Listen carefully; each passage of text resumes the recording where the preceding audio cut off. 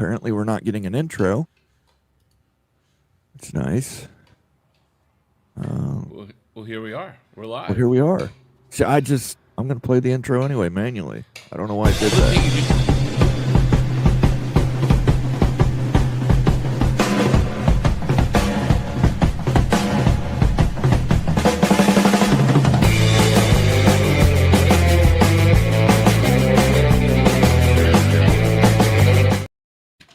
All right, here we are. I won't cut you off with the intro this time. I was going to say, this is what happens when you let Bomber do producing on past recent videos and throws off all your settings. Yes. Yep. Sorry about that, everyone. I don't know why the intro didn't play. I told it to play intro and go live. It decided it didn't want to do that. So just another one of those things in my life that doesn't work properly. Welcome to Mowing After Dark. Hope you're having a good evening. We're going to talk a little college football today, some Week 11 chaos, the ACC that can't be won, and we're going to talk a little bit of capital ideas in the Big Ten capital deal with Michigan and USC and the story that Ross Dellenger broke this morning. How are you doing this evening, Rock?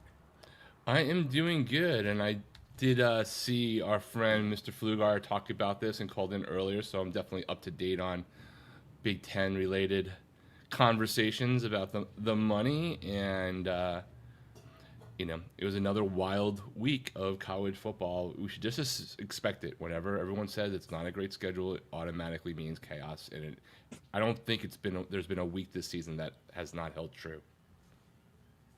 Very true. Very true. It's been a long, strange trip it has been so far this season. If Miami only had to play the second half of games, you guys would be in the top 10. We would be in the top 10, and I'm not complaining because I don't think they deserve it.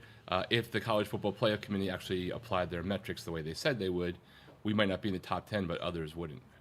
Yeah. No, true. But, I mean, you guys, like, second halves, it's like something snaps at halftime when you guys come out of a coma and Got to get start off putting South up points. Beach. Got to keep them off South Beach, Mario. Let's say hello to some people in here. Ryan Willie was first. He says, hi, Moen. On Wisconsin. Wisconsin is the best UW. Hey, you can't argue with it. Wisconsin upsets Washington behind a completely new offense. They installed an offense in like a week, and they used it to beat Washington. So congratulations, Ryan. I think. I know he wanted them. He wanted congratulations. Yeah. He wanted them to lose by 30. I know he said he wanted them to lose by 30 so they would fire Fickle. They came out and said, we're not firing Fickle. He wins the game. So maybe just have them come out every week and just tell Fickle he's not getting fired. And then he'll win the game for you. But thank you for the first super chat, Ryan. We do appreciate it. The Big Lubbock is also first. Outlaw Skies is looking forward to it with that demon cat. Hello, Rock and Moen, the wizard. I am not the wizard. I just know the wizard and his many quests. He just plays one on TV. That's right. See him in theaters in Wicked 2 this December. Hi, everyone. Good to see you. Daniel. Good evening to Moen and Rock and Rant. David Sabinosh. Good to see you, Hello, sir. David. Jan Holk's here from Slovenia. Good to see you, Jan. Hope all is well on that side of the world, or better than it could be. Larry the GM says, hey, CFM, have a great show. Thank you, Larry. Larry's having a good week or two. Texas is back up in the playoffs, so they're making me look good again for my preseason prediction. They just took a really weird route to get there. I'll say, they're giving me a quality win. I'll take it. Bob Swanger's here. Hi, everyone. Sorry about the heartbreaker, Bob. I thought you guys had it there. Hey, a lot of heart is a good thing to have on a team at this time of the year. There's a bunch of quitters out there. Yeah, they could have quit. They didn't. They didn't, but they probably... Well, we'll get into it. Caleb Ramirez is here. He says, hi, everyone. Good to see you, Caleb. Oh, hey, Moen and Rock. Good to see you, Buckshot Kid. Yuva got hosed in the rankings, even though we beat Louvier. Yeah, well, remember the rankings that they're doing, the College Football Playoff Committee and the AP, they're not necessarily completely focused on your win-loss record in conference, right? Especially in Virginia's case, where they have that second loss out of conference but in conference. They're just looking at your record and who you lost to, as opposed to where your standings are for anything else, I think. That's the only thing I can think of, really. Okay. Dexter K, good to see you, Dexter. Thanks for dropping in and giving us a super chat. Do you see Michigan and USC going independent and maybe working a mini alliance with the Irish? Well, hell, we might as well just get on this conversation right now because I've got a feeling a lot of people are are out here wondering about it. Thank you for the super chat. I will give you a sounder here. I don't have an Irish sounder here, but you're a bad, bad man. I'm a bad man. Thank you for the super chat, Dexter K. I don't see them. Get this one from Mick Stevens here real quick. Hey, Mick, good to see you, sir. Thank you for this super chat. Let me get this out of the way real quick because then we'll talk about where we think Michigan and USC ends up in all this. Where's my TCU Hypnotoad? All glory to the Hypnotoad. All glory to the Hypnotoad. Dexter K has become a member. Thank you, Dexter. Much appreciated, sir. Thank you. Thank you. So, if you haven't read it yet, I highly suggest you check out Ross Dellenger's latest column on Yahoo Sports. He broke the news this morning, the news that Michigan and USC leaked that says that the Big Ten intends to proceed with the capital investment deal, the public capital. It is not private equity. It is public capital deal with the UC pension fund. And they're going to give a grace period to USC and Michigan to figure it out and get on board with it. And if Michigan and USC don't want to get on board with it, they're going to proceed anyway. The other 16 schools are ready to sign a grant of rights through 2046. And I hear everybody saying, well, Michigan will leave, USC will leave. And my question to you is, where do they go? I don't think they're leaving. They don't have anywhere to go. It's 2025. The grant of rights goes through 2036. Then there's this new extension. For 10 years, yes. For 10 years. Even if they don't sign, first of all, it's just negotiating, right? And you still have till the 21st and then maybe 6 months, right? Lots of things have happened in 6 months. I've actually seen Miami be favored to go to the Big Ten and be completely left out 13 times in the last 6 weeks, let alone the last 6 months. And then separately, even if they don't sign in the 6 months, there's still 10 years that they're all bound together, really, like past this season. And a lot of things can happen before then. So, even if you think of expansion, let's say that the two of them didn't sign, well, you're still going to have to absorb, theoretically, more members in who are going to have to be folded back into the new entity that's being set up, right? Either way, maybe at different terms and at different rates, but you're going to have that mechanism. So I don't know. I just don't see Michigan of all, of course, and or USC leaving to try to go down that indie route or do some sort of alliance. Even if they don't sign within the next 3 weeks or the next 6 months if they're given a grace period, I just don't buy it personally. Yeah, and here it's interesting. I was talking to somebody before the show, and again, I posit the question, where are they going? Because here's what happens. As soon as the Big Ten signs this deal, the SEC is going to sign a deal. Right. You're right. They're not going to be left out. And after the SEC signs a deal, the ACC and the Big 12 are going to have to push through whatever their problems are and get their own deal signed. You can't afford to fall behind. We've seen what happens when you fall behind. And I have a real issue with people who compare this to the ACC situation. This isn't a media deal. It's not media partners that we're dealing with. We're not signing a media extension for 20 years. We're signing a grant of rights for 20 years that says, hey, let's pull our media rights together as a conference. Us, yes, 18 institutions, We are going to be with each other through the year 2046. This is who we want to play with. Interesting to me, there are two schools that want to be left out. One is Michigan, who's going to make the most money off of it, and who is a legacy school within the Western Conference. The other is USC. And here's my issue with USC. I have more of an issue with USC than I do Michigan at this point. USC has no room to complain. USC came hat in hand to the Big Ten, got awarded full media revenue share. Even the legacy schools had to wait a few years to get any money out of the Big Ten network. USC gets it right away. UCLA kind of piggybacked on that, but Right. USC got a sweetheart deal to join the Big Ten. And it's not like the Big Ten went looking for them. They went looking for the Big Ten. But it's not enough for USC. Well, I want to be intellectually consistent. I understand maybe differently, and I don't know all the details of the deal and the framework, right? We have what we've read, and I know that there's a gap on theoretical first level of cash you get and the percentage of ownership each school is getting, but that there are mechanisms to make more money down the road. As I said to Greg on the show earlier today, that was UCLA, in this case USC specifically, coming into deals that already existed, into a business model that already existed. And yes, they went to the Big Ten, but the Big Ten, it wasn't like, well, you're kind of ugly, we'll just do it for you as a favor.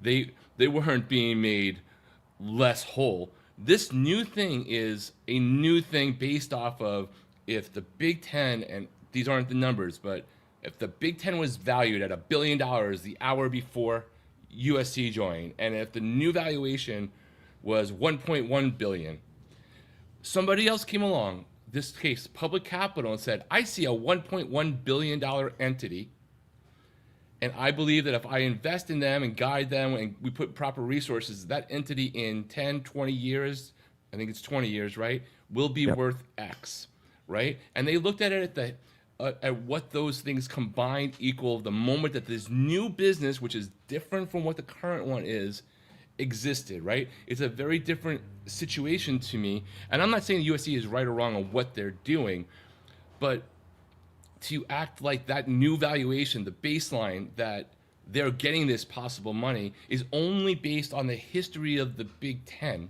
which is tremendous and a big part of why this is happening, but doesn't factor in the history of valuation and all the other things that USC, along with others, brought into the Big Ten to create a new baseline to cut new deals, I think is a little bit disingenuous also.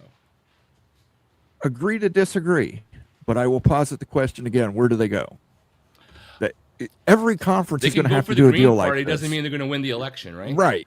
What are you going to do? Like I've seen this idea. They're going to join with Notre Dame and be this triad, this triumvirate. It's going to, okay. It's not going to work. You can't maximize your value with just three teams.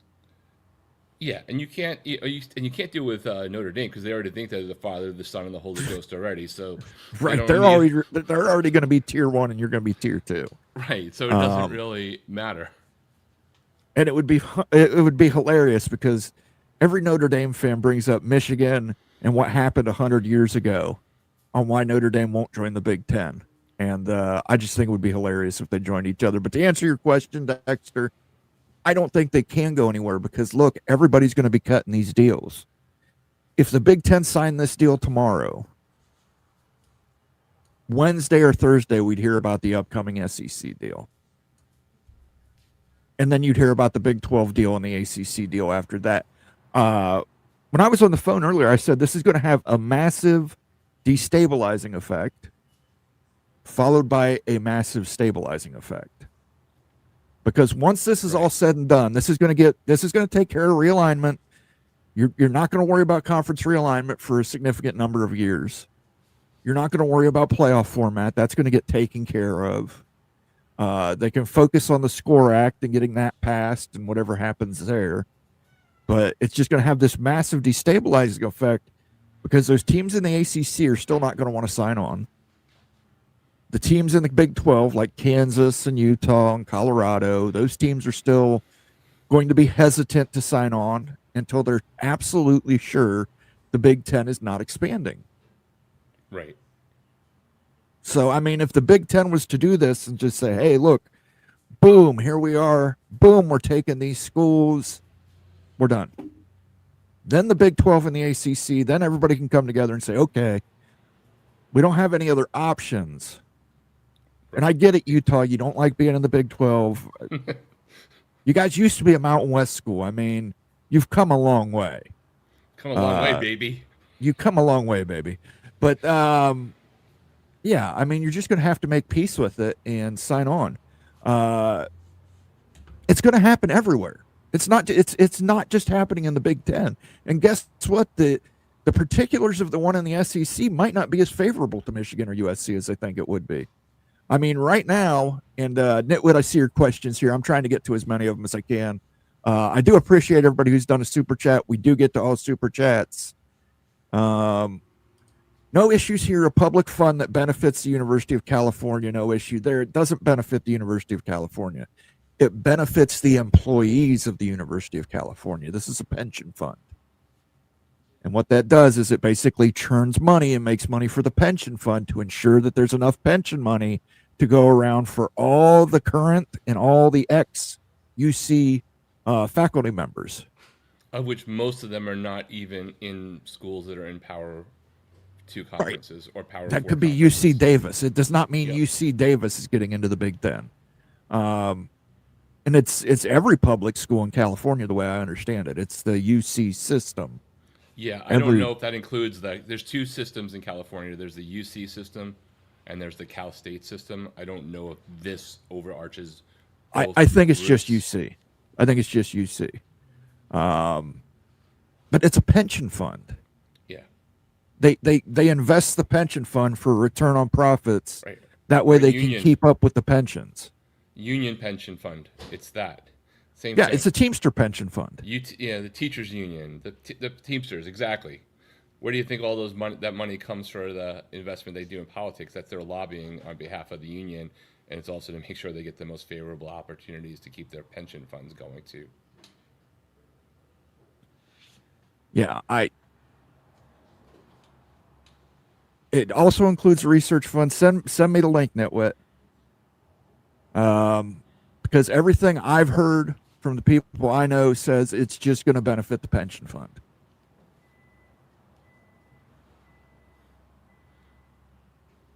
David Floyd says we're going to talk Moen's favorite new school in Texas Tech. Hey, I'll say it. They really showed BYU. And I think they showed the college football world as a whole. Texas Tech's for real. But, the other thing is, I think BYU might be a little bit of a fraud. I'll say it. I know Nate doesn't like that, but sorry, Nate. I think BYU may have got exposed. Moen, what is the Big Ten Enterprises? Well, all we know so far is it's an entity created among the schools that agree and the pension fund. It's a jointly operated venture that is designed to make money, to get a return on investment. So you're probably going to end up seeing it be, we've talked about consolidation a lot here recently in conference realignment. You're going to get consolidation within the conferences too. You're going to have this one entity that's controlling negotiating for media rights, jersey patches, naming rights for the championship game. All kinds of different sponsorship opportunities. The official car insurance of the Big Ten Yes, Conference. the official car insurance of the Big Ten Conference, trading cards, and you name it, any way they can make money, they're going to use it to make money.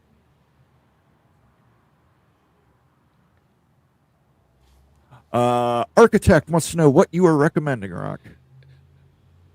I'm not advocating or saying that USC should or should not sign it. We don't know enough details. But what I will say is if you're USC and you have an issue with it, whether it's just the $50 million, which I kind of doubt it's just about $50 million, I'm betting it's because of the structure of getting 5% of a company versus 5.5% over 20 years they feel is unfair. And they feel that the 4% schools are already getting more than their open market value would be of how much shares would they be worth to a new entity if they were a bid, and it's probably not just a 20% gap between the lowest school in the Big Ten and USC. But either way, whether they're right or wrong, I'm old enough to remember when people were giving me crap about, well, the Big 12 shouldn't just keep pushing and not accept the automatic qualifiers model because the Big Ten and the SEC are going to decide this anyway. And I said, you should just let them keep fighting and see if you can divide and conquer for as long as possible. And at the 11th hour, see what happens. And now fast forward several months later, and we have 3 of the conferences, not the SEC, all possibly in favor of a 2014 thing, which would get them all equal 4-team AQ members because they held out and let game theory work, which is to wait until you can't wait anymore. And right now, USC has, at a minimum, from what the reports are, through either November 21st or November 21st plus 6 months to see what they can do and find out. My guess is that they have people who are telling them there's a better deal out there, and they don't like the way the structure is. I don't know that they're right, and I'm not advocating for it. I really don't care. Well, we don't know the other. Yeah, we're all assuming, and I see your comment, Jose, we're all assuming that it's because they're lumped in Tier 2 with Oregon. I don't know that's the case, but I think that's, even being lumped Tier 2 with Oregon, Oregon's still getting a half share until the end of this media deal. This is a new deal, a new business entity. Just because me and you are doing this show and you guys are doing the CFB Mafia and you got Moen and Ute and Bomber and you got, Daniel and Becky and Pickles doing stuff, it doesn't mean tomorrow that if you decide to do a business channel that all those people are going to come along, because maybe you think I'm an idiot when it comes to numbers and I shouldn't be on a business channel. So it's a whole new thing. It has nothing to do with the equity we've built up right now if we're going to talk about the college football finance channel. No. But my point is, using that argument that you feel like you've been, to me, I have a hard time feeling pity for you when you've made off better than every other person before you. Even the schools that are in the Big Ten, Ohio State, Michigan, they all had to pay into that. And here's the other problem. That's your decision, though. You guys made a decision. Who cares? I'm not a Big Ten guy. I don't care, right? I'm not a USC fan. I don't care. You guys made a deal and decided to do that, knowing that. I agree, and I have no problem with the deal. Brand, so who cares? If I'm USC, I don't care because right now it doesn't matter that I emigrated here from Australia. When I go to vote, I have a vote. Period. The same vote that you do. Now, you, Ohio State, have earned a lot more influence, both for what you've talked about before on this show, right? But I don't care what the past is because this is about a future deal. And again, I'm not even saying USC is right to have that argument. I'm saying it doesn't freaking matter about what has happened in the past because you made a decision to marry them already. I'm saying it does matter because it goes towards motive. It goes towards motive. If you're really that upset about being Tier 2, I think they could have easily got into Tier 1. But why did they agree to be Tier 2 and then backtrack on it? Do we know that? We do know that. We've been told that they agreed. That Michigan game happened with USC where the regents were there talking to people. After that, USC came out and they were against it. Well, I went to go look at a car and I saw that the guy would sell it to me for $35,000 and thought that was a really good deal. And I'm like, in principle, I'm like, I want to do this deal with you. And then if I found out from somebody else that I could actually get that car for $30,000, do I really care what I had agreed to before if I think I was getting gypped and found out that wasn't a great deal as I thought, or I learned something different, or somebody woke up on the wrong side of the bed? Like, I'm not trying to think if you give somebody your word, sake of it. I think if you give somebody your word, if you told that car salesman, I am buying it from you at 35, I think you should stick to your word. So in the multiverse that Moen's moving to, where colleges are all of a sudden altruistic about money, well, I just think including the Big Ten of the what was that called? The what's that thing with the Big Ten, the Pac-12, the Alliance, and the Alliance, and how we're not going to do it. Yeah. But again, you formed a partnership with the Big Ten to give somebody your word under the media and then come back from it. Listen, Michigan was against it the whole time. We're not going to argue that. Michigan was against it. Yeah, and they have a different situation with the transition and presidents and all the right. board and the 2026 election cycle and the regents that are coming up for re-election. Right. They've got a whole different scenario there. The way Michigan runs theirs is completely different. USC is a private school. They don't have to worry about it. I'm just saying, if you give somebody your word and they're your friend, they're your partner, they're somebody you've agreed to this agreement with, there's somebody who's made huge concessions to you. Now, you can say they were past concessions. Regardless, they were concessions that were made to you that weren't made to other people. It seems kind of off-putting to me for you then to come back and say, okay, I changed my mind because Michigan talked to me. No deal. You know what? It's the whole, I don't know. The Big Ten's going to need to learn this. Until a contract is signed and money is exchanged, there is no contract. Just like signing Xavier Lucas and that whole thing, right, with a memorandum of understanding was not the same thing as the contract. I'm not here, like, I don't even know that I agree with USC. I'm not saying that they should or shouldn't do this. I'm not saying that you're wrong on any of it. All I'm trying to do is I understand why they might be going down this road. Not defending it. I'm just trying to just understand why this is happening from the information that we have seen and is presented as, theoretically is the facts on the ground. And that's fine. And I said it's great that we disagree. It's great that we disagree. Yeah, but we mostly don't disagree on this stuff. Right. But I mean, in a partnership, I understand what you're saying. There's no contract. This is a partnership. You've entered into this partnership. Good partners. Remember how all we heard about were Clemson and Florida State being bad partners? Right. Good partners don't give their word, make Ohio State give a bunch of other concessions to get Ohio State on board. And then once Ohio State's made those concessions, to come back and say, we changed our mind. I'm not even disputing that. If that's what actually happened, I would 100% agree with you that is not the definition of a good partner. I'm not refuting that. Jose until says things come out, I just don't know. We haven't heard all sides on this one. USC, Michigan, Florida State, Notre Dame, Utah, UCLA, ASU. Again, Jose, you run into the same problem. How do you finance that? Where's the financing come from? Imagine the travel costs of a smaller conference like that. I mean, you're going to be in the same boat. You're just going to have a private equity deal with someone else to finance that network. Moen, can you explain how this deal facilitates realignment? Absolutely. I can do it in theory. I can't give you any definite fact, but of my opinion on these things and the opinion of others, it facilitates realignment by forcing the hand of other conferences to make a similar deal. Florida State and Clemson sued the ACC because they didn't want to fall further behind. What happens when the Big Ten signs a deal and all their member institutions get $100+ million in one swoop? The ACC falls further behind. At that point, you're probably going to have ACC schools that are going to have to make a tough decision. Do I stick it out and see if this works, or do I just say at that point, you can either fish or cut bait? And at that point, you might say, well, I got to go. I can't stick around. If I'm North Carolina and Virginia, I might have to say at that point, SEC, Big Ten, wow me. And I'm gone.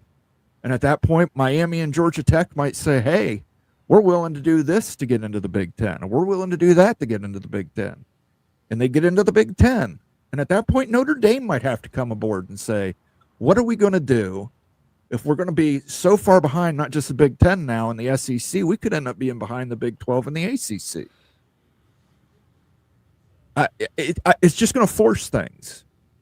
It's basically just a laxative to force things through. You're going to have some diarrhea afterwards, but after that, you will be a little less clogged up.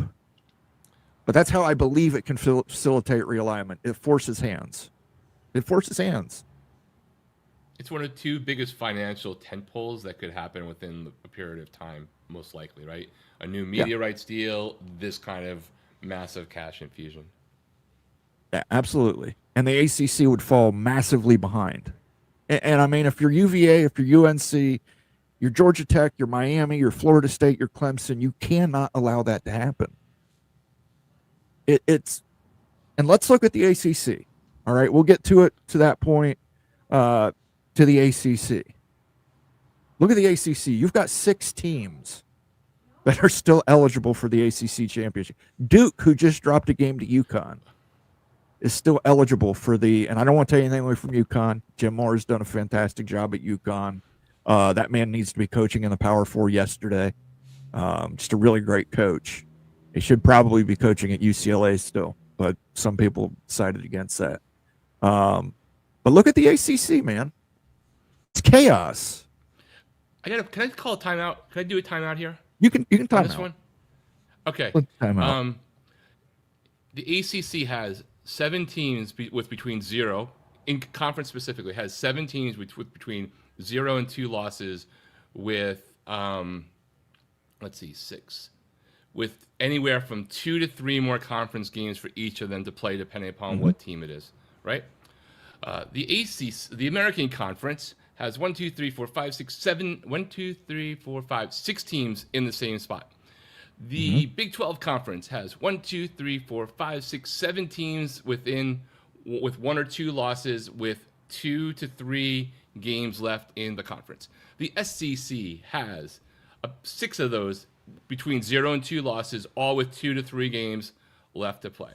So I do agree that the ACC is in a total chaos zone, especially the Duke is the best example of that because they only have 1 loss in conference and they have 3 dog-ass losses, including getting boat race kind of stuff with massive mistakes out of conference. So they're like the poster child for ridiculousness.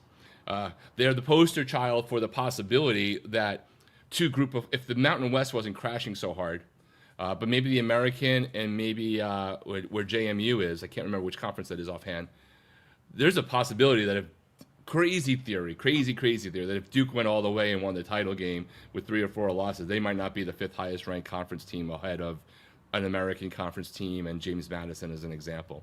But my point being, all of those conferences have between 6 and 7 teams, all with between 0 and 2 losses in the conference with anywhere from 2 to 3 games left to play. So I'm not exactly sure, other than the Duke situation and just people losing unexpectedly, how they're in chaos and others aren't. Now, the Big Ten is certainly cleaner, right? Because you got 2 undefeated teams almost destined to be on a crash course. But the other ones all have crazy things that could still happen. And the ACC has definitely shown some crappy things because out of conference they have more collective non-P4 losses than the other 3 Power 4 conferences together. But there's all degrees of chaos, I guess, is my long, winded answer to it seems weird that everybody's focused on the ACC because can you tell me exactly who's going to go to the Big 12 conference? Like probably Texas Tech, but do we know who the second team definitely is going to be? Definitely the odds-on favorite is still BYU in a rematch. Odds on. But odds you on also favorite. Just said that they've been exposed. I do believe they've been exposed. Moen, don't ever do a deal with Rock. I wouldn't trust him to keep his word. I need to get the Scarface sounder that says, "Don't you ever try and fuck me." Dude, I've been doing everything I can for Ryan to take shots at Luke Fickell to help him for 8 months. I wouldn't take it personal, Rock. Wouldn't take it personal. Let's give him a little bit of On Wisconsin. I didn't play it earlier.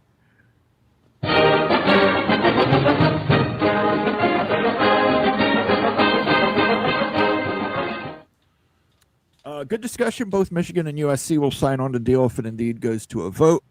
I tend to agree with you. I do believe both will sign on to the deal. At some point, it might get adjusted a little bit, but they will sign on to the deal. That's my opinion. That's purely Moen's opinion. Nobody has told me that, but that's what I think. I think you're right on that. Nitwit says would be better if Big Ten schools pooled their resources and created their own fund to benefit Big Ten endowments. That's difficult to do because you got public and private schools. But even if you're funding, I know Nitwit, you said something about you don't want to do something with a fund that then benefits the research arm of those funds. But I thought the whole point of the Big Ten was the academic alliance. So isn't it sort of coming back anyway? And that's something to keep in mind. We did form something like that. We formed 2 things like that. The Big Ten Academic Alliance, where we pool resources to benefit everybody's research funds, and the Big Ten Cancer Research Consortium, where we pulled our resources together to help solve the cancer crisis and boost everybody's research funds. So we do have pooled resources here in the Big Ten. That's one of the big reasons Stanford didn't want to join us. They didn't want to give up that money. Rock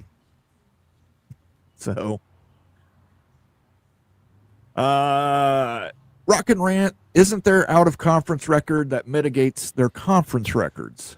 Only if you get down to, I don't know if it's the 5th, 6th, or 7th tiebreaker with multiple teams that the other ones don't eliminate it. There is a certain part, and I think it's not just the ACC, I think the Big 12 and others might have it, where you get to like the 6th or 7th, when you get to the part of like right before you flip a coin, they go to some third-party metric rankings that is not the FPI and it's not the AP poll, and it's I don't know if it's the College Football Playoff Committee because maybe they never changed the laws to say it's their rankings will come in. But if you the challenge is if you get into multi-team where they all haven't played each other, you have to go through multiple other steps before you get to that. And even on one of those, a Duke with their really bad out-of-conference record could still wind up just winning on that one, even though I'll just do it. Like Georgia Tech or Miami is actually ranked number 12 in the College Football Playoff Committee rankings. Yeah, and by the way, if you want to see a good video, you released a video yesterday going over all the scenarios for the Big 12 Conference Championship. Definitely check that out. I recommended he did do one similar for the ACC because of how crazy that's gotten. So I don't have it. I'll send. Maybe you have it handy, Moen, but I do have it saved somewhere. There is a guy who has a website that models. And that's what Ute does in his video. So go to Ute's video, watch that. He'll show you the link to where you can find that, and should be on your way. Steve Moser seems to think it's a BYU Cincinnati winner. Rock is both idealistic and realistic, which makes him dangerous. This isn't Game of Thrones, guys. Rock's not going to fly to Ohio from LA and stab me or do some kind of backhanded deal to get me stabbed. BYU and Tech are going to miss the Big 12 title game. Chaos will win the Big 12. You might be right. Could happen. It could happen, but that Texas Tech is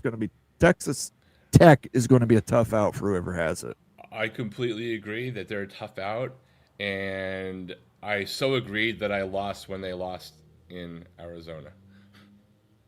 Who is the G6 front runner at this point? James Madison or USF? I believe it's USF right now by a few points. How is Tulane? Tulane should be up there, right? It should be up there pretty high. Let me pull up the last thing I saw. Well, we'll find out on Tuesday. We'll definitely find out on Tuesday. I think Tulane, with that win over Memphis, I think they have 2 losses, and I think one of them's a right now. Power If you go to forward. the All-State Playoff Predictor, right, for whatever it's worth, just to use something. I'm not saying it's right or wrong. I'm not trying to endorse ESPN. I'm just using like a neutral tool. They have, like, for example, they have BYU and Texas with 45% chances, which are, of course, separate from what happens with the G6. Then it's USF at a 40% chance, James Madison at 36% chance. You drop down a little bit to North Texas at 30%, and then down in the last row where they still have some, the only other G6 they have above 7% chance is Tulane at 13%. So that's when they're doing all these models and they do all these different predictions and scenarios.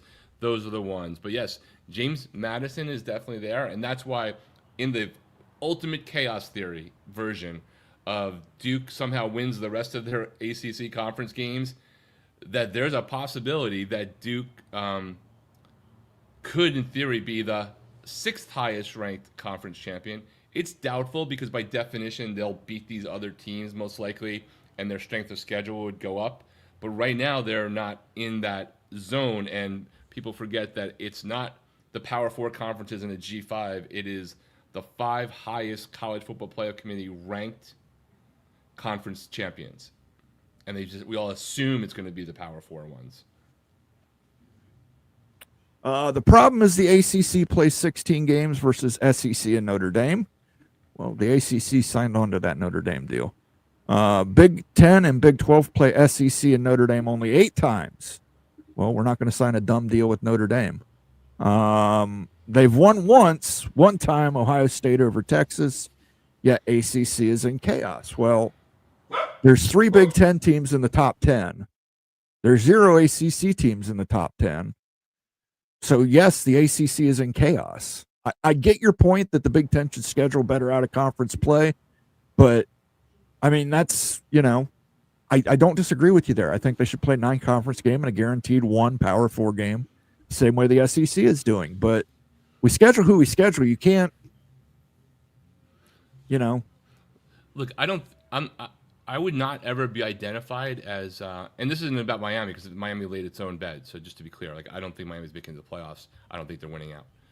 So before anybody says that, that's not my point. If the SEC though had all of this going on in the conference and had lost the same ratio of games out of conference that the ACC did, it would be considered by some people would talk about, well, it just shows how balanced the conference is, which is essentially what the SEC standings are right now outside of Texas A&M, right, undefeated. ACC, it's like, so does the ACC suck because like 1 or 2 teams actually took a lot of bad losses outside of the Power 4 and disproportionately weighted it, plus they play more out-of-conference games to start than at least 2 of the conferences? Or has any part of the ACC gotten better, right, overall, and therefore they're beating up each other, which if it's in the SEC and the Big Ten, it shows like how strong the conference is and how deep it is. Is the ACC just shitty, or is it deeper versus the past, and that's why you have like this, and they're not getting valued the same? I don't really know the answer. See, I just know that it's not really clear you to me. You summarized it perfectly, the past. People are going to judge you by when you looked at your best, not when you looked your worst. And the problem is they are judging back when the ACC had teams like Florida State, Miami, Clemson, the power teams, the two of them that sued the conference. They're going back to when those were power teams that competed for national championships, and they're looking at them now at their worst. I think we can agree this is probably the worst the ACC's looked in at least 15 years. Oh, yeah, I'm not even disagreeing necessarily, but like whether it's the worst that brands have worked in at least 15 years for sure. Whether that means the whole conference is actually worse, I'm not sure. It probably is. Like I think it probably is. I'm again being a little bit of devil's advocate. All I ever really ask is whatever the metrics are being used to judge anybody are used consistently across all of the teams. You can't sit there and tell me that in this case strength of record matters, but when it doesn't behoove you, you move to strength of schedule, or head-to-head matters, but only if you're within 3 rankings of each other on a Tuesday at 4 p.m. Oh, that's the playoff committee. I mean, right. They won't let us know their metrics. Has anyone checked on Becky and Pickles? Becky was gobsmacked. She said in the group chat she was gobsmacked. But you could tune in on Wednesday. Ask her and Pickles yourself. They'll be here for the take. Great video by you. Yes, it was. That's why I say you definitely should check it out. Sean says, what happens if Michigan and USC don't sign? Michigan, USC, and Notre Dame start their own conference? Okay, you're still going to have to finance it. All of a sudden, the Big Ten values drop considerably. The Big Ten's not pursuing this deal if they don't know the value without Michigan and USC. And apparently they think the value is there, whatever deal they have with the UC pension fund, that there's a significant enough deal there that they're willing to go forward without them. So, but again, if you don't want to be involved in private equity or private capital or public capital, you're going to have to finance this new league somehow. David McKenzie's here on X, Twitter. He wants to know how the viewership branding model working out for Florida State and Clemson Rock. Well, Rock's a Miami fan, so I don't know that it applies too much to him. It's working awesome for Miami this year, but again, it's a 5-year rolling average we have to deal with, right? So.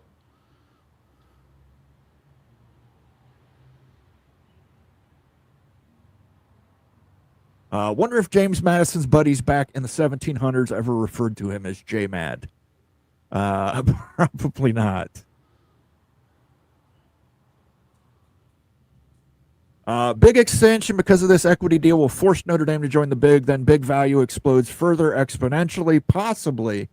We don't know, but I do think this equity deal comes into play, forces other people's hands, causes destabilization, which causes stabilization. But we'll have to see. James Madison has yet to play Wazoo.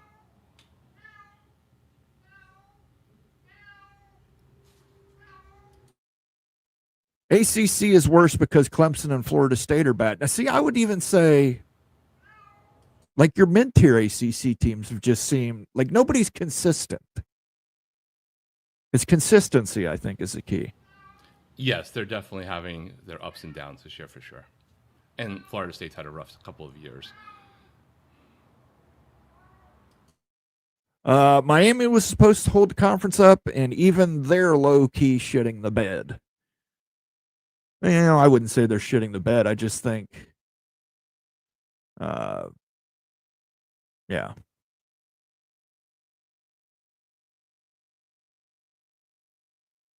You're muted, Rock. Understood. I was just typing something to you. Sorry. Yeah, I don't think they've shit the bed.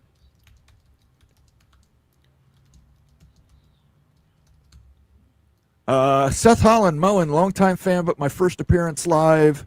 UNC, major problem in realignment is UNC system president Peter Hans. You know, it is what it is. Yeah, a lot of interesting. But again, this is going to put. Here's the thing: the Big Ten. Let's say this deal goes. We're just going to go into the speculation zone here. The 16 schools approve. Let's say a North Carolina. How does that make North Carolina feel? You know, North Carolina's been pro-private equity. We know that. We know North Carolina was prepared to act legally. If we're to believe what Greg says, they were prepared to act legally to protect themselves. They didn't have to do it because the lawsuits got settled, but they were prepared to do it because they didn't want to fall further behind.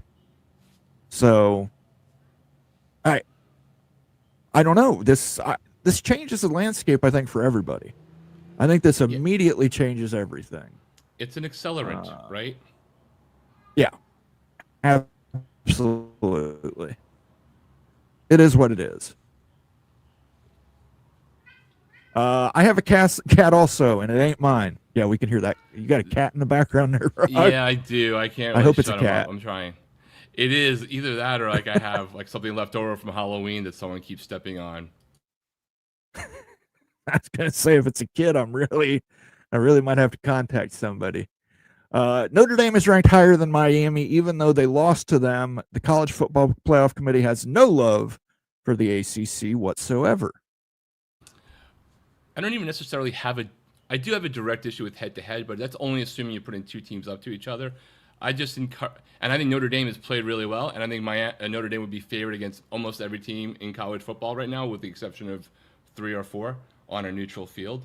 But even if you take away, like, hey, what the trend is, which is you're not supposed to be penalized more or less for wins at different periods of time, but fine, whatever, not even thinking about Miami. Please let me know what, Notre Dame's best win is against USC, right? That's their best win.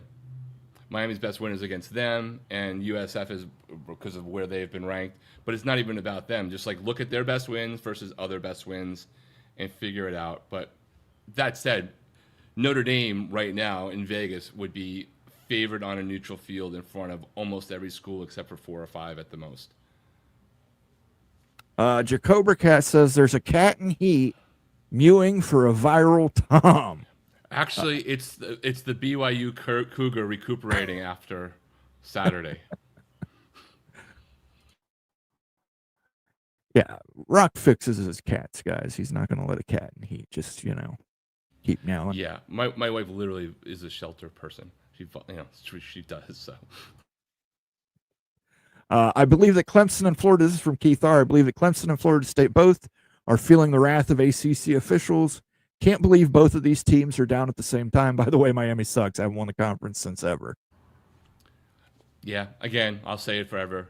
Don't really care about titles in the ACC. I would like to get one. Fine. I count national championships, and either of those schools have nothing to talk about, and 99% of the rest of the schools don't either, because most of you haven't won a championship since the last time Miami did either, even though Miami sucks over the last 20 years. I admit that. I've said it 37,000 times on this channel. By the way, thank you for the super chat, Jacobra Cat. Here is a viral Tom for you.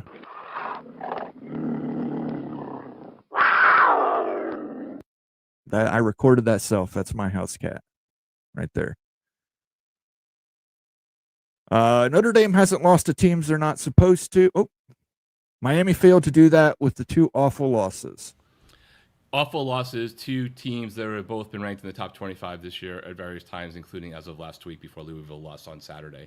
And SMU is in the top 24 teams that have the best chance of making the college football playoffs. So an awful loss is, we can talk about what an awful loss is, but losing to teams that are in the top 30 of the polls and rankings would not be an awful loss. They should not have lost unequivocally. They played like crap in both of those games and still were like 3 points and a bad decision here or there away from winning. But I'm not actually sitting here saying that I think Miami should have been in the top 12 of the college football playoff. I literally have not said that once. I've actually said I don't think Miami's making it. So. Yeah, and I think Notre Dame is probably right where they should be.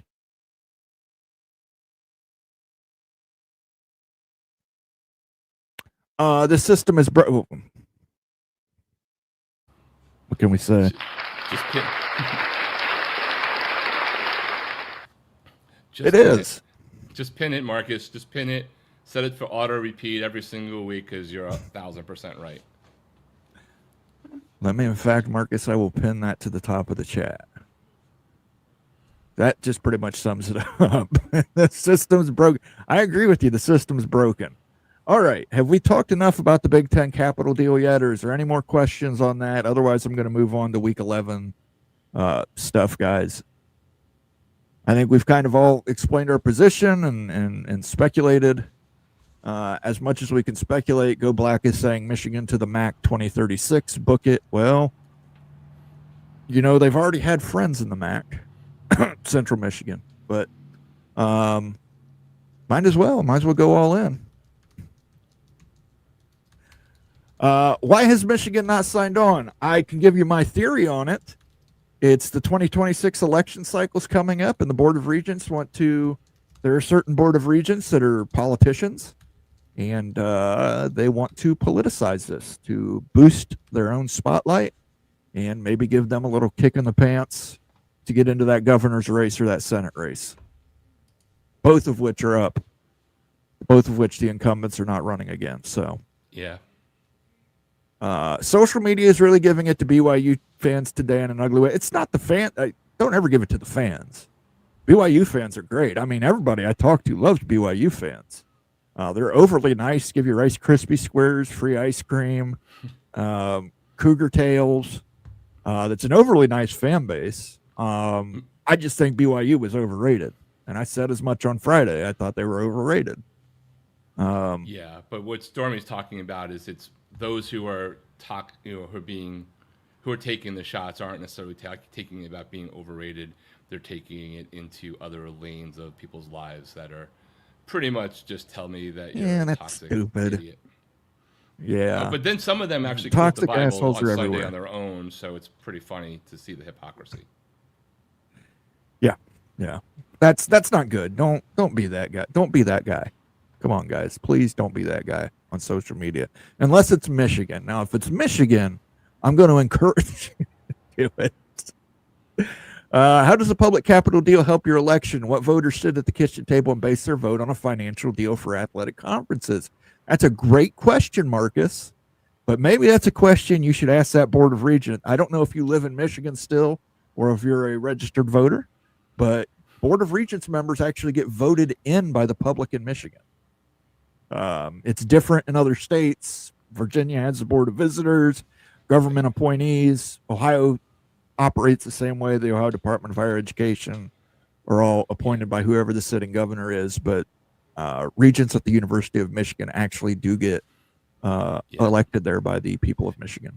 it's different in that regard because even if school board members or regents in this case, even if they're on the same election cycle as a big one like a House of Representatives or the governorship, once a lot of people just don't vote further down when they don't know anything about it, especially if those board seats are not necessarily attributed to a D or an R next to a name.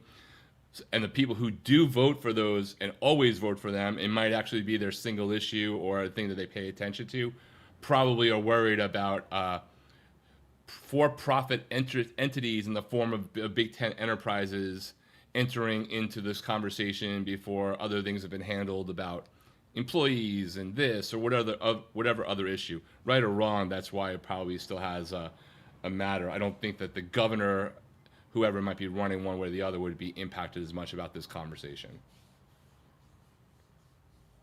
Marcus lives in Phoenix, but he's a Michigan alum. Yeah, if you're ever voting in Michigan, you vote for the regents.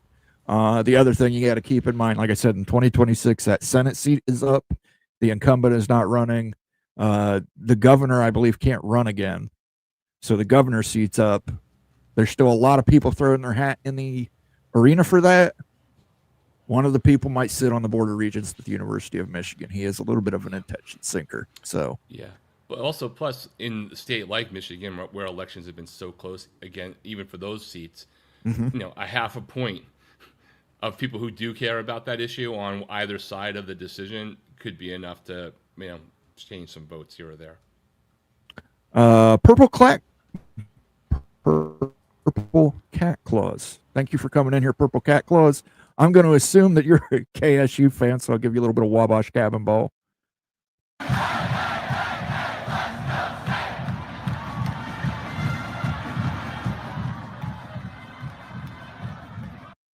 There you go. I kind of talked about this a little earlier, but I'll say it again.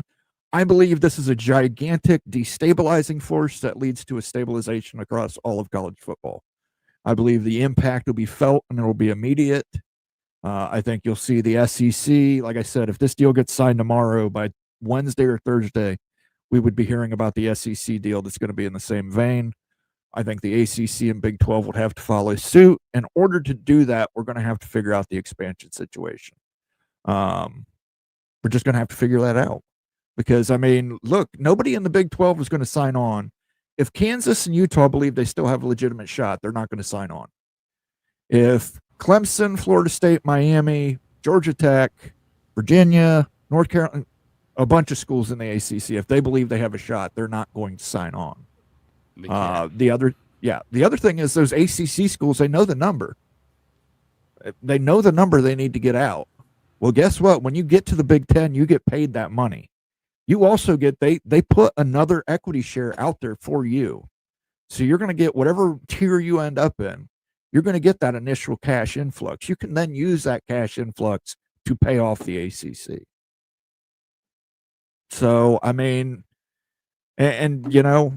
at that point, I hate to say it, but it's a leverage game for the Big Ten. They're going to be able to leverage people to maybe not make as great a deal as they could have before it. Miami and Georgia Tech might be willing to take less. It's dirty business, but it is business. Democracy has ruined CFB. Hurry up, fascism. I don't think it's democracy as much as just individualism. There's some individual people that Come are. on, dude. The Big Ten is trying to seize the means of production here. Yeah, listen. It has nothing to do with liberal, conservative, progressive, Republican, Democrat. None of that. It's just people with ambition, ambitious people, and who are willing to use whatever means necessary to obtain that. Thank you for the super chat, Jacobra Cat. Here is my other cat that I have. Oh wait, maybe I do. Oh yeah, I do. I do have another cat. Here he is.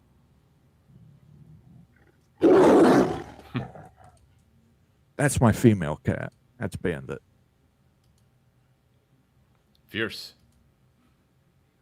Is there a clause in the UC deal that increases the deal when schools are brought into the conference? It will be determined. They will have to determine what tier they are in. But yes, it does increase the deal. That team gets a new influx of cash. It doesn't take cash away from anybody else. That's the way I understand it. So But if, by definition, let's it's like say a new UNC startup falls investor, in, though. right? Yeah, it's a new But investor.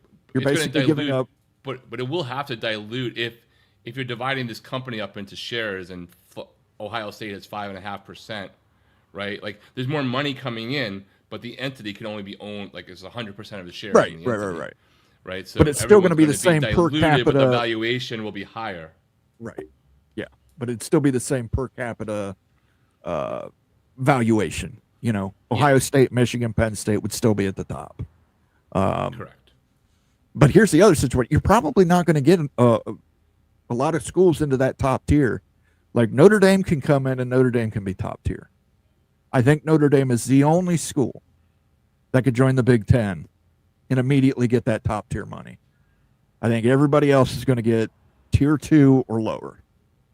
Yeah. Well, Yes, I don't. I agree with you on tier 1. I was just saying I don't know that you'll get a bunch of schools that would be tier 2, but I think if Georgia Tech came in, it might be the next one, and they might not get tier 2. I think it's possible they would get whatever that next tier below tier 2 is. Yeah, I mean that's going to be up to debate, but I think the only one is Clemson. Notre Dame could come in and say, "Hey, we're number 1. We're taking number 1 money. That's how we join." You don't think that they would give number 1 to North Carolina to get them to come in versus going to the SEC? Nope, I don't believe they would. And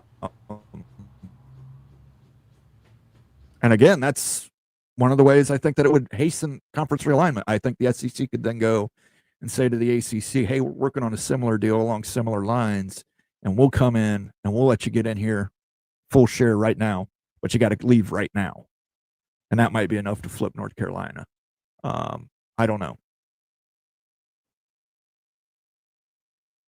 Does UM and SC fold in? See, I don't know that it's going to be a fold as much as a compromise. I think Michigan's probably going to get something out of it, and I think USC's probably going to get something out of it. If you asked me, I don't care that USC. If it was up to me, I would give USC number 1 money. I really don't care. I think that's the right thing to do just based off the quality of the franchise, the brand, etc.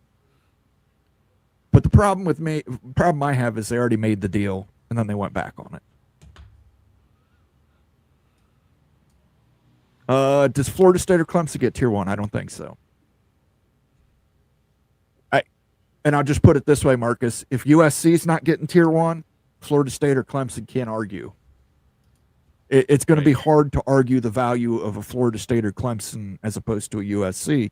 USC brings you the Los Angeles market, which is a top 3 market. And they've just got a lot more history, a lot more value to that brand. Now, they've been down since Pete Carroll left, but, I mean, they're not going to stay down. Somebody's eventually going to figure out how to win there.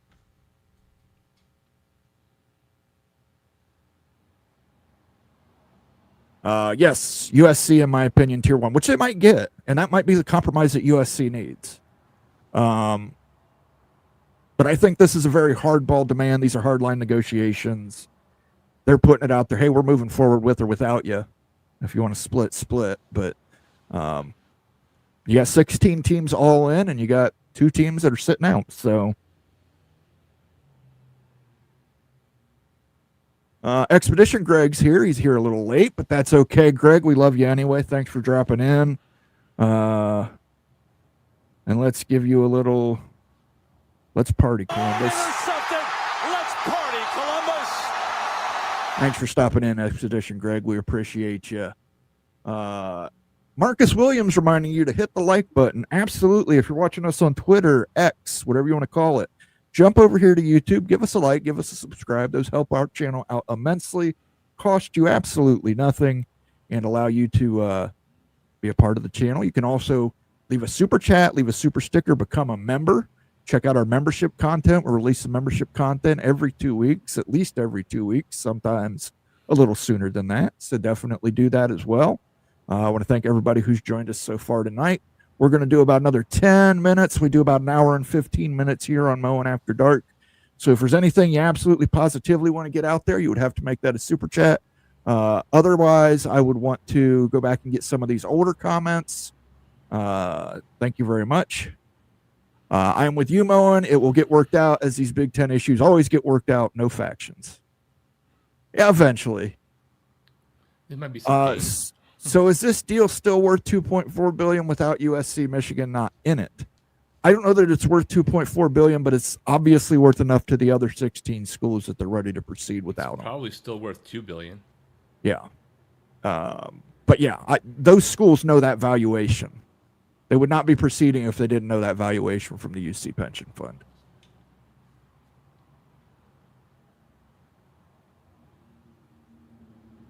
The Big Ten could end up being a two-bid conference. Money has nothing to do with bids for the playoffs. You're absolutely right, which is why the Big Ten has won the last two national championships.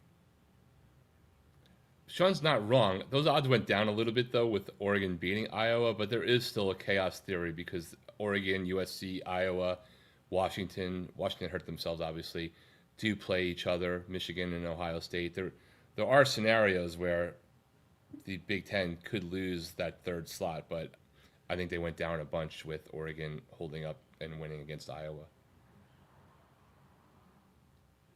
Yeah, I don't disagree. But look, it'll play itself out.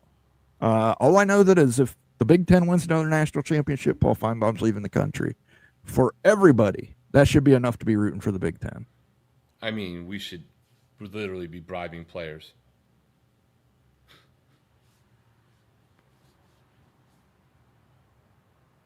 Joaquin Fernandez, good to see you, Joaquin. Does this private capital deal with public capital speed up or halt Big Ten expansion? I believe it speeds up expansion for everybody. I said it a little earlier. You can go back and watch it, Joaquin. I believe this has a gigantic destabilizing effect followed by a gigantic stabilizing effect.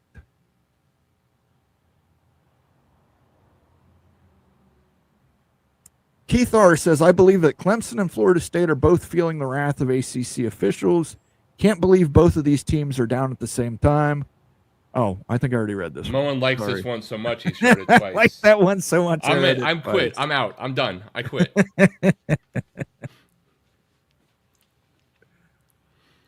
I'm trying to find some ones I didn't do. Skaven, yes. I think Becky is selling her moped on Marketplace to cover wagers lost on the Huskies. Well, that's a 100% profit deal because Becky doesn't pay for mopeds. She just steals them. And then punches someone in the face and steals a moped. In Pullman, Washington, of all places. Awesome.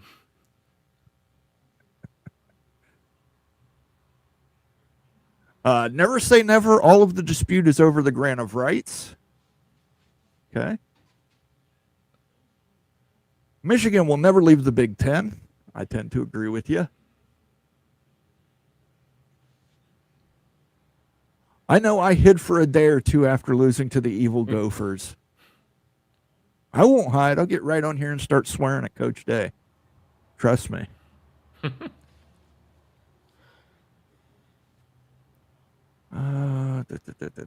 year ago right now, we were probably talking about how you wanted Coach Day to get fired. Yes. Yeah, well, a little, yeah. Hey, it's still up on the channel. You can go watch my tirade on Coach Day. But I've apologized to the man. Good discussion. Both Michigan and USC will sign on to the deal if it does indeed go to a vote.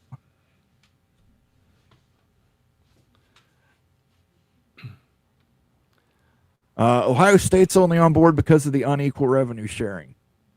Okay. Well, you're saying Ohio State doesn't deserve it, Sean? I mean, they're arguably the most valuable brand in college football. I mean, that ship sailed. When the ACC did that deal, the floodgates are going to get open where people are all going to be able to have some degree of representing the value of those in their league. Even in the NFL where they're sharing the media rights, well, nobody expects that the Dallas Cowboys make the same amount of money as the Jacksonville Jaguars. They make a ton more money outside. Ohio State already does. There's certain things that it is what it is. Like, that's just going to happen once. But the floor for the teams at the bottom of the Big Ten is still way higher than the ceiling of the ACC teams right now. So.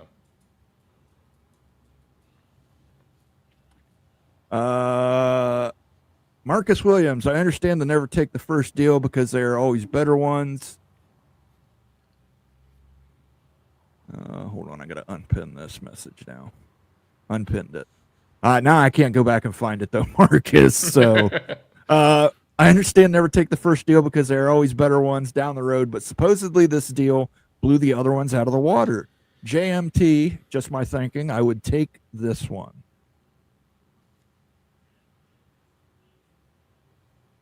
And we'll see. We got another super chat here from Jacober Cat. Iowa paid for a transfer long snapper just to hand deliver a safety to cost the Hawks' first CFP berth. Also, Rock's cat sounds like she struts tail up. That cat will kill you. Now I can't stop thinking about the... Here we go. Okay, I'll pin this one, Marcus. Thanks for... There you go. Yeah. Now I can't stop thinking about Stray Cat Strut. Let me see. I don't think I have another cat sounder on here. This is what my third cat sounds like.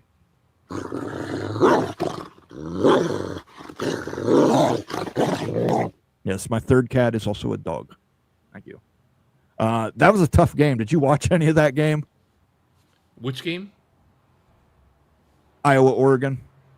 Yeah, that was, Iowa did everything they could to get the right weather for them to win that game. Like, tough game there. Like, credit to Iowa. Both Iowa, I feel for Iowa fans. I feel for Penn State fans. I feel for Auburn fans. They put up a great fight. Just be wary if anybody gets fired tomorrow that your school's not playing them next week, because that has been one of the biggest truisms this year for almost all the teams. If your coach gets fired, you come back fierce. A few exceptions, LSU being one of them. Jacober Cat says he wanted that turtle sounder, so we'll give it to him. Might as well. Let's, where is the turtle at? Turtle. Tortoise O-Face. Here we go.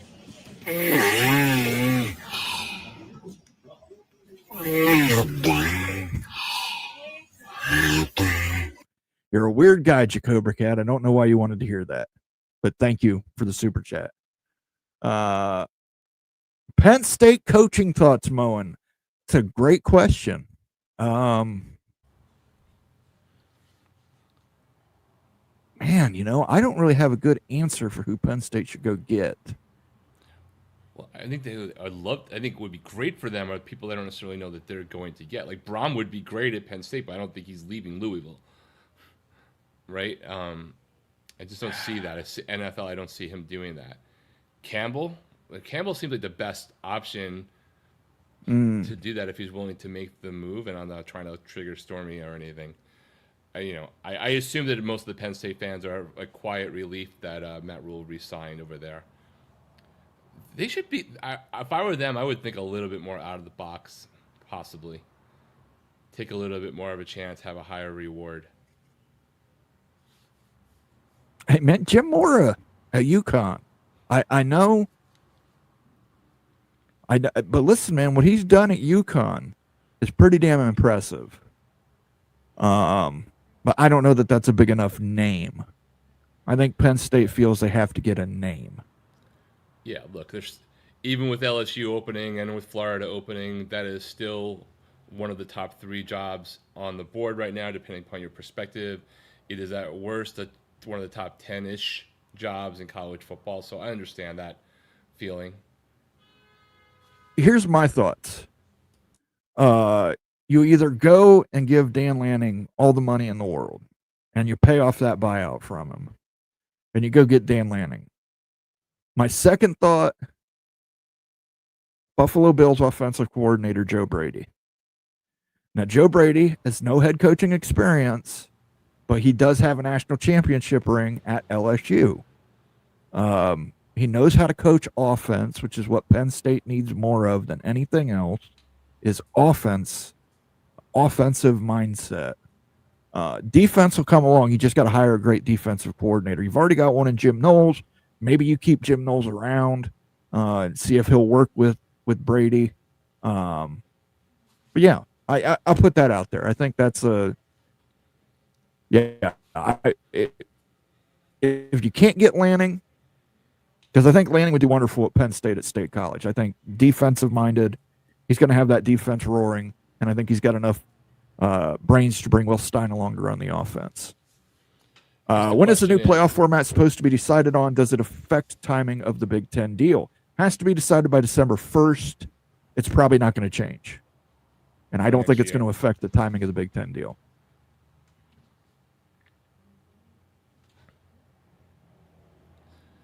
Yeah, I think we're stuck with this format for 1 year. But you know what? Every time we sit there and say that we think we know what's going on, it just never actually happens. We have no idea what's going on. But here you go. Let's do a little Missouri. I'll be deep in the cold, cold ground before I recognize Missouri. UNC could not. Thank you for the super chat, Purple Cat Claus. By the way, appreciate that, sir. UNC cannot afford to leave early for sure because of the Belichick disaster. That deal has skyrocketed the budgeting in Chapel Hill. But David, if they join, they get $100+ million right away. Couldn't they just use that money to pay off the ACC? Look, good. What they should do is to say, Bill, because the season started rocky, but give them some credit. It's getting a little bit better here, right? In the end, we're not even talking about them the last couple of weeks. They should say, we have a new deal from Netflix that if we let them do the documentary that we already have the footage from and put it on there, they'll pay us $1 gazillion and we can solve our budgeting crisis that you created in terms of causing all the disaster, because it will be one of the most watched shows in Netflix history in the United States. Moen, why the hell is Tennessee ranked? It just means more. It just means more. I was going to say because they couldn't rank Kentucky. CFP is staying at 12 next year. Yeah, unless some huge unforeseen circumstance happens, they are staying at 12. Sean is correct. But they do have December 1st until December 1st to make that decision. So they do still technically have like 21 days left. So why is Missouri ranked? To make Texas feel better. That's why. It boosts Texas and Oklahoma's self-esteem. But no, seriously though, Marcus, when their starting quarterback was in there, they deserve to be ranked. The new kid, I'm with you. They don't deserve to be ranked with the backup. He's not nearly as good as Prabula was. And I don't know that we'll see them being ranked by the College Football Playoff Committee the same way that the AP has them. All right, Rock. We've talked capital deals. We've talked ACC chaos, Big 12 chaos. I think we've talked pretty much all we've got to talk about. So let's do our last call for the evening. Rock, what is your last call for tonight?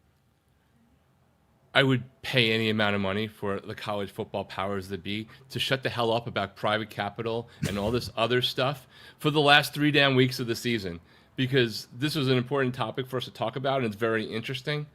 But we have about 44 weeks, 42 weeks, 40 weeks a year to talk about this crap. We don't really need to talk about it in week 11, 12, and 13. I'm just saying. It would be nice. I know we needed to talk about it tonight, but can y'all just shut up and let the games play and let rivalry weekend happen and let the playoffs go on and then do all this crazy stuff like mid-January after the portals close? Because Lord knows we need a lot of stuff to talk about for the next 8 months. Anyway. That's true. This should all be left for the off-season, college football people. I agree with Rock on that one. I do agree with him on that one.